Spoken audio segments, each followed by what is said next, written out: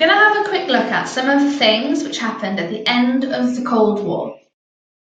So, when the Soviet military intervened during the 1968 Prague Spring, the USA condemned Soviet actions, but they didn't do much else. But in 1979, the Soviets invaded Afghanistan, and the USA's reaction was more decisive. Afghanistan was at the border between the Soviet Union. For Brezhnev, this meant it fell within the Soviet sphere of influence. The Afghan president, Taraki, was assassinated in a civil war and was replaced by Amin. The Soviets were skeptical of him. In December 1979, Brezhnev invaded Afghanistan and installed the communist Babrak Kemal as president, and Amin was killed.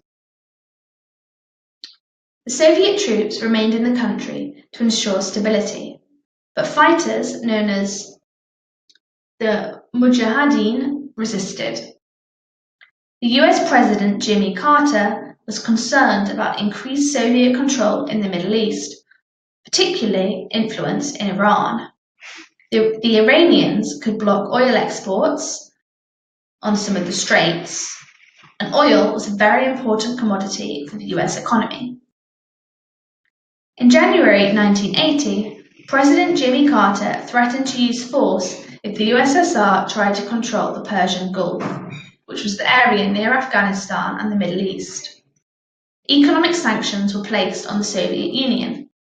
The USA refused to export grains or to import oil from the USSR.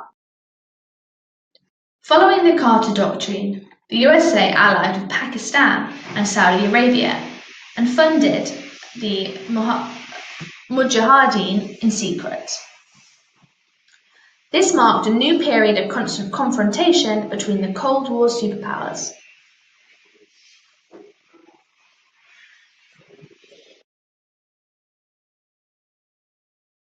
So, where was Afghanistan? It was on the border with the Soviet Union, and for Brezhnev, this meant it fell within the Soviet sphere of influence, which led him to invade there.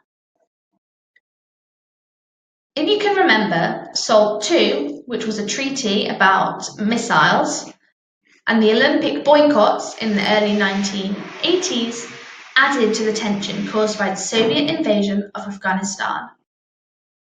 Diplomatic relations were broken off in 1980 between the USA and the Soviet Union.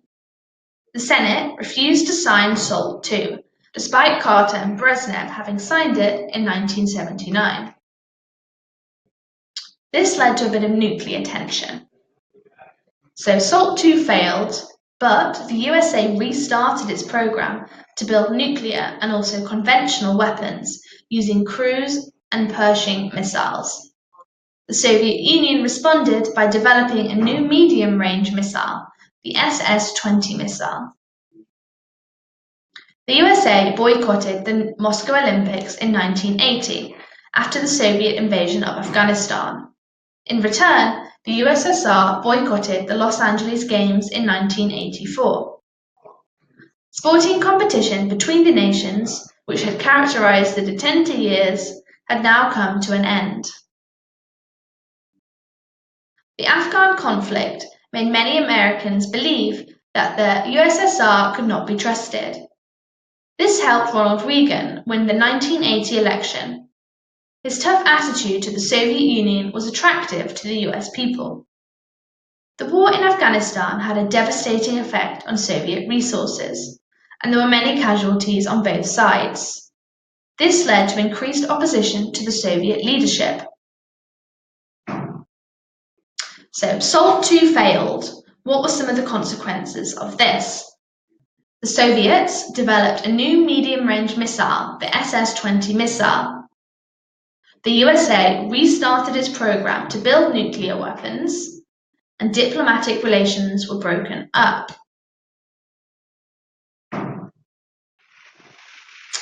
The Soviet invasion of Afghanistan, we'll have a recap of that. This made many Americans believe that the USSR could not be trusted, and Ronald Reagan's tough attitude to the Soviet Union helped him win the 1980 election.